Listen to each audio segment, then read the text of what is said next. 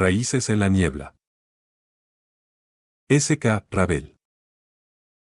Dante creció creyendo que el amor era un intercambio, objetos por obediencia, éxito por atención. Trasplantado de la ciudad a un campo hostil lleno de hombres rudos y sonrisas falsas, aprendió a blindarse. Pero ni los trofeos de fútbol ni la huida a la universidad pudieron silenciar el ruido en su mente. Hasta que conoció a Elara. Ella, que luchaba el doble para entender un mundo que corría demasiado rápido, le enseñó que la fortaleza no es rigidez, sino resistencia. Unidos por un amor que no brilla como el oro, sino que quema como las brasas, y marcados por la pérdida de sus fieles compañeros de cuatro patas, ambos deberán navegar sus propias oscuridades. Una historia sobre la salud mental, la frialdad materna y ese amor imperfecto, real y necesario que nos salva cuando las luces se apagan. Capítulo 1. El último semáforo de Grisalta. La casa de la calle Avellaneda ya no olía a hogar, olía a cartón seco y a polvo levantado. Para Dante, a sus 10 años, el mundo se había convertido en un laberinto de cajas apiladas que llegaban hasta el techo, transformando los pasillos donde antes corría en desfiladeros estrechos y hostiles. El eco se había adueñado de las habitaciones. Cada paso que daba resonaba con una vibración hueca, como si la estructura misma de su vida se estuviera desinflando, perdiendo el aire y la sustancia. Dante no estaba en su cuarto. Se había refugiado en el único lugar donde todavía se sentía invisible, bajo la pesada mesa de roble del comedor, oculta ahora por un mantel largo que rozaba el suelo. Allí, en la penumbra, el aire era más denso y sabía a cera de madera vieja. Se abrazaba las rodillas, escuchando. Fuera de su refugio, la tormenta no era de agua, sino de voces. No me hables de dignidad, Omar. El grito de su madre, Elisa, cortó el aire como un cristal roto. La dignidad no paga los intereses de la hipoteca. ¿Crees que no sé en qué te gastaste el fondo de reserva? ¿Crees que soy estúpida? Fue una inversión, Elisa. Las cosas salieron mal, el mercado, la voz de su padre sonaba pequeña, arrastrada, como si las palabras le pesaran demasiado en la lengua. El mercado no tiene nombre de mujer, Omar. Sé lo de esa secretaria. Sé lo de los hoteles. Y ahora, por tus inversiones, mi hijo tiene que irse a vivir entre las vacas y el barro. Dante cerró los ojos con fuerza. Bajo la mesa, el mundo parecía vibrar con cada insulto. Escuchó el sonido seco de algo estrellándose contra la pared, probablemente un cenicero de cristal o una de esas figuras decorativas que su madre tanto apreciaba. La palabra deuda flotaba en el ambiente como un fantasma hambriento. Dante no entendía del todo los números, pero entendía el tono. Entendía que la vida de luces brillantes, colegios privados y meriendas en el club se había evaporado, dejando solo una costra de resentimiento.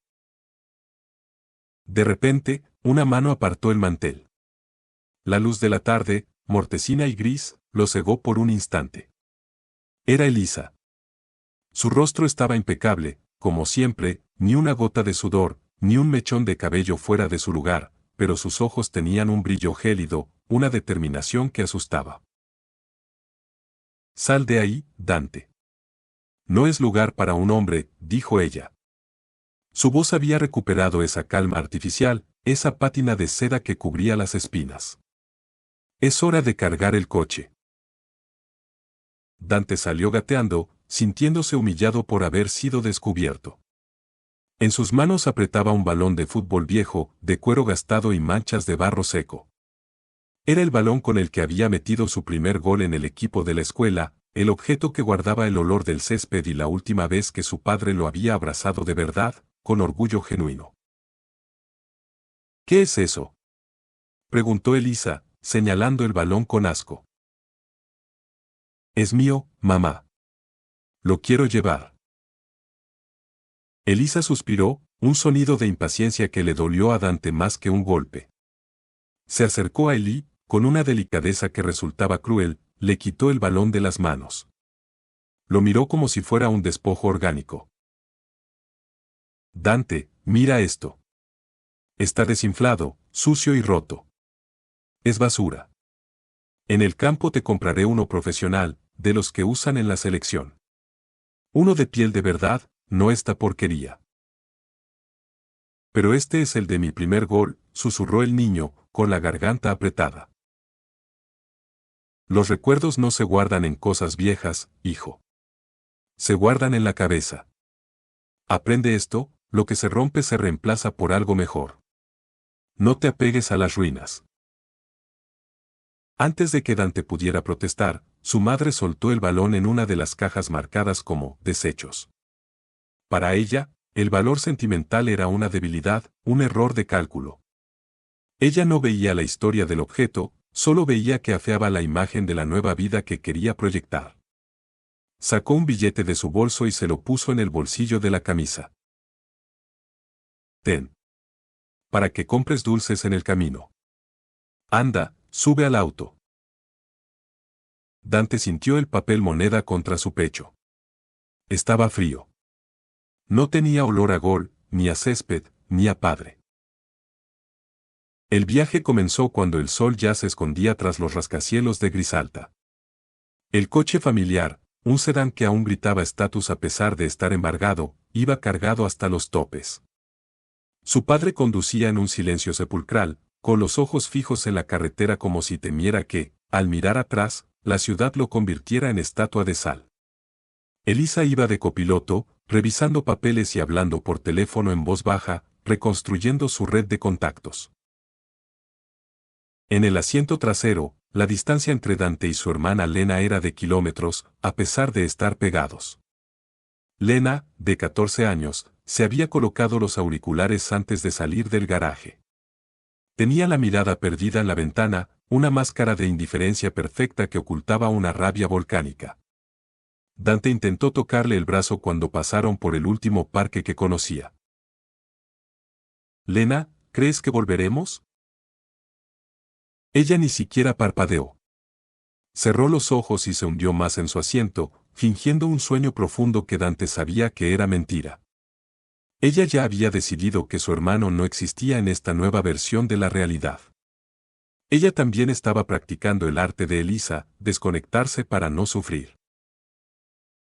Llegaron al gran cruce. El semáforo se puso en rojo.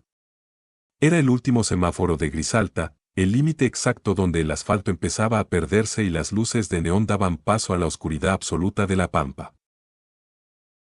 Dante miró por la luneta trasera. Vio los edificios alejarse, convirtiéndose en hormigas de luz. El semáforo cambió a verde. El motor rugió y el coche saltó hacia adelante. En ese momento, Dante sintió una presión en el pecho, una asfixia física. El aire acondicionado del coche parecía insuficiente.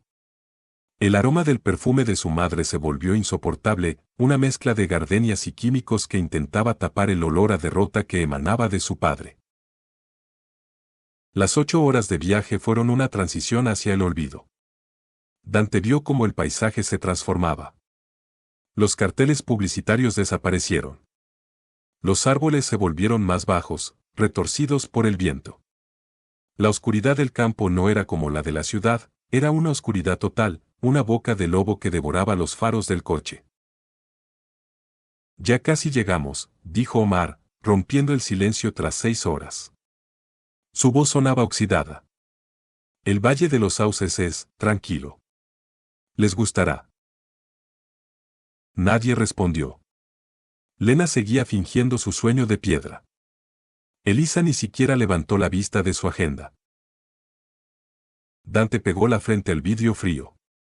Vio sombras de animales pastando, formas fantasmales que se movían bajo la luna. Se sintió como un astronauta cayendo en un planeta desconocido sin traje espacial. Por un momento, pensó en su balón, abandonado en una caja en una casa vacía. Sintió que él también estaba desinflado, sucio y que, según la lógica de su madre, ahora era una pieza de basura que estaba siendo trasladada a un lugar donde nadie pudiera ver su fracaso. Cuando finalmente las ruedas dejaron el pavimento y empezaron a crujir sobre la grava del camino rural, Dante supo que el niño que jugaba en las calles de Grisalta había muerto en ese último semáforo. El que bajaba del coche ahora era alguien nuevo, alguien que tendría que aprender a respirar en un mundo donde el amor se medía en billetes y el silencio era la única forma de defensa. El asfalto, que antes era una cinta negra y lisa bajo los neumáticos, comenzó a vibrar con una frecuencia distinta. Dante sentía esa vibración en la base del cráneo. Ya no era el zumbido constante de la autopista, sino el traqueteo irregular de una carretera secundaria que reclamaba su derecho a existir entre la maleza. Baja la ventanilla un poco, Omar. El aire está pesado, ordenó Elisa, sin apartar la vista de un fajo de facturas que sostenía contra la luz de la guantera. Omar obedeció en silencio. El mecanismo del cristal eléctrico chirrió, protestando por el polvo acumulado. En cuanto la rendija se abrió, el olor de la ciudad, ese perfume de gases de escape, asfalto caliente y comida rápida, fue succionado hacia afuera, reemplazado por un golpe de aire gélido que olía a vegetación en descomposición y a bosta de animal. Dante inhaló profundamente y el aire le raspó los pulmones. Era un aire sucio, de naturaleza, un aire que no conocía filtros. A mitad de camino, se detuvieron en una gasolinera que parecía el resto de un naufragio en medio de la pampa. Un solo surtidor, una luz de neón parpadeante que anunciaba una marca de café que ya no existía y un perro flaco que ni siquiera se molestó en ladrar cuando el sedán se detuvo. «Bajen. Estiren las piernas», dijo Omar, saliendo del coche con movimientos de anciano. Sus hombros, antes anchos y orgullosos en sus trajes de oficina, ahora caían como si la gravedad en el campo fuera más fuerte. Dante bajó y sintió que el suelo no era firme. Bajo sus zapatillas de marca, el suelo era una mezcla de grava y barro seco. Miró a su alrededor. No había edificios. No había vallas publicitarias. Solo un horizonte plano que parecía cerrarse sobre ellos como una mano gigante. Lena también bajó. Se quitó los auriculares y, por primera vez en horas, miró a Dante. Sus ojos, antes llenos de la chispa de la ciudad, estaban opacos. «Esto es un cementerio, Dante», susurró ella, abrazándose a sí misma. Pero no lo decía con miedo, sino con una aceptación cínica que le dio escalofríos al niño. «Aquí es donde envían las cosas que ya no sirven. Papá no nos trae a vivir al campo. Nos trae a escondernos». Dante quiso decir algo, defender a su padre, o quizás pedirle a Lena que le diera la mano, pero la puerta de la oficina de la gasolinera se abrió y salió su madre. Elisa caminaba por el barro con sus tacones finos, haciendo un esfuerzo supremo por no perder la compostura. Llevaba 2 botellas de agua mineral cara que había logrado encontrar en algún rincón del local. «Tomen. No quiero que beban agua de grifo en ese pueblo, Dios sabe qué minerales tiene», dijo, entregándoles las botellas como si fueran raciones de supervivencia en una guerra. «Y Dante, límpiate esa cara. Pareces un niño abandonado. Tenemos que dar una buena impresión cuando lleguemos a lo de Delia. No quiero que piensen que venimos derrotados». «Pero venimos derrotados», pensó Dante, mirando el agua en su mano. «Venimos tan derrotados que incluso el agua que bebemos tiene que ser un recuerdo de lo que podíamos comprar». Subieron de nuevo al coche. El resto del viaje fue un descenso a la mudez total. Dante apoyó la cabeza contra la puerta y vio cómo la luna jugaba a las escondidas entre los árboles que bordeaban el camino, unos sauces llorones que, con sus ramas largas y caídas, parecían dedos fantasmales intentando acariciar el techo del auto. Empezó a imaginar el Valle de los Sauces. En su mente de niño urbano, el campo era un lugar de cuentos, de vacas felices y graneros rojos. Pero la realidad que se filtraba por la ventana era distinta. Era un vacío que lo asustaba. En la ciudad, el ruido le impedía pensar; aquí, el silencio era tan vasto que sus propios pensamientos empezaron a sonar como gritos. ¿Por qué se peleaban tanto?, se preguntó, recordando los gritos de la tarde. Si mamá dice que lo material no importa pero nos da billetes para callarnos, ¿qué es lo que realmente importa? De repente, el coche redujo la velocidad. Omar apagó las luces largas. «Ahí está», dijo con una voz que temblaba levemente. la entrada del valle. Frente a ellos, un arco de hierro oxidado marcaba el inicio de un pueblo que parecía haberse quedado dormido en la década de los 50. Las calles no tenían asfalto, eran de tierra apisonada. Las casas eran bajas, con rejas pesadas y perros durmiendo en los porches. No había luces de colores, solo unas pocas farolas de luz amarillenta que apenas lograban perforar la neblina que empezaba a subir desde el suelo. El coche avanzó lentamente, como si no quisiera despertar a los fantasmas del lugar. Dante vio a un hombre parado en una esquina, apoyado en un poste. Llevaba una boina calada hasta las cejas y un cigarrillo colgando de los labios. El hombre no lo saludó, simplemente lo siguió con la mirada, una mirada lenta, desconfiada, que analizó el coche brillante y los rostros pálidos detrás de los cristales.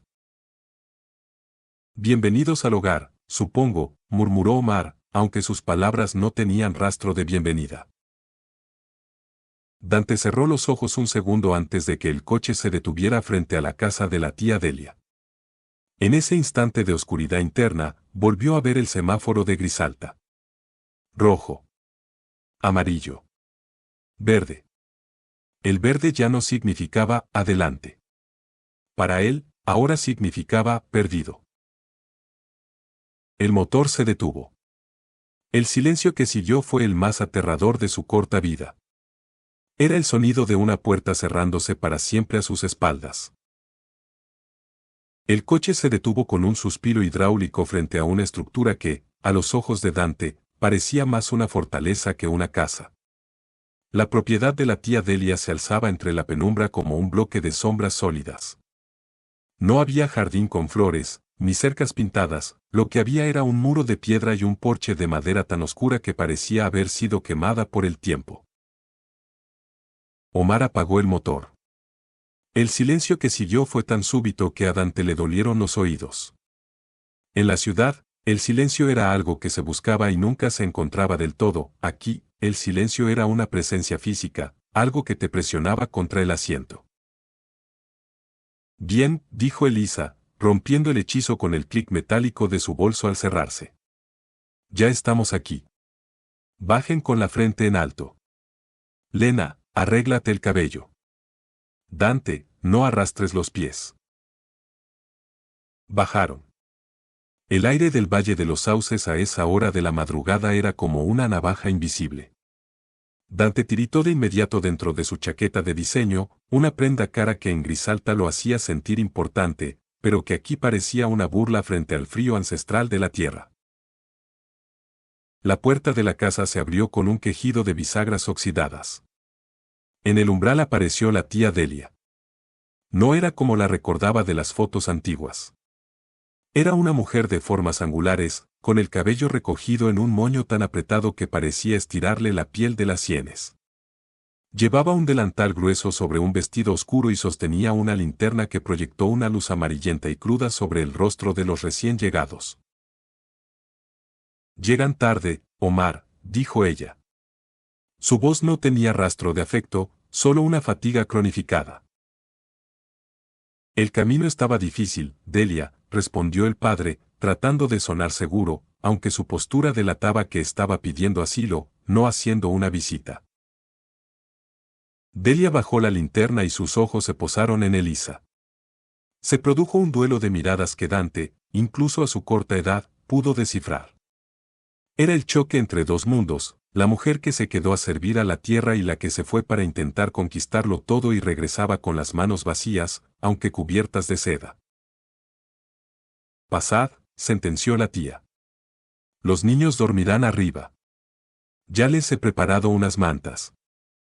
Rubén y los muchachos ya están durmiendo, mañana se levantan a las 5 para la cosecha y no quiero ruidos. Entrar en esa casa fue como retroceder 100 años. El pasillo olía a una mezcla de cera para pisos, cebolla frita y un aroma rancio que Dante identificaría más tarde como el olor de la austeridad. No había cuadros de arte moderno, solo fotos en blanco y negro de parientes muertos con miradas severas que parecían vigilar cada uno de sus movimientos. Mis maletas, exclamó Lena, mirando hacia el coche. Hay cajas que no pueden quedarse afuera, hace mucha humedad. Aquí nadie te va a robar, muchacha, respondió Delia con una sonrisa seca que no llegó a sus ojos. Tus trapos pueden esperar a mañana. Traigan lo esencial y muévanse. Dante cargó una mochila que se sentía más pesada de lo normal. Al subir la escalera de madera, cada peldaño soltaba un crujido que sonaba como una advertencia. Arriba, el pasillo era estrecho y el frío se colaba por las rendijas de las ventanas de madera. Delia los guió hasta una habitación pequeña con 2 camas de hierro y un armario de roble que ocupaba casi toda una pared. Mañana hablaremos de las reglas, dijo la tía desde el umbral. En esta casa no se regala nada. Se gana el sitio. Cerró la puerta sin decir buenas noches. Dante se sentó en el borde de la cama. El colchón era duro, relleno de lana apelmazada, nada parecido a la espuma viscoelástica de su dormitorio en Grisalta. Miró a Lena. Ella estaba parada en medio del cuarto, mirando el techo con una expresión que Dante no pudo entender al principio. Pero luego, vio cómo ella se acercaba al espejo manchado del armario, se alisaba el vestido y practicaba una sonrisa forzada. ¿Qué haces?, le preguntó Dante en un susurro. Sobrevivir, respondió ella, sin mirarlo. Mañana voy a ser la sobrina perfecta. Si quieres un consejo, deja de poner esa cara de perro apaleado. A esta gente no le importa si estás triste, Dante. Solo les importa si eres útil. Dante no respondió. Se acostó con la ropa puesta, cubriéndose con una manta de lana que picaba en la piel. Escuchó, a través de las paredes delgadas, los murmullos ahogados de sus padres en la habitación de al lado. No eran palabras de consuelo, eran susurros de reproche, el siseo constante de un matrimonio que se estaba desintegrando en cámara lenta. Intentó dormir, pero el silencio del campo era demasiado ruidoso. No había sirenas, ni motores, ni el zumbido de la ciudad. Solo el ulular de un búho a lo lejos y el sonido del viento golpeando las ramas de los sauces contra el cristal de la ventana. Tac, tac, tac. Como si alguien o algo estuviera intentando entrar. Cerró los ojos y, por un instante, volvió a ver el balón viejo en la caja de basura.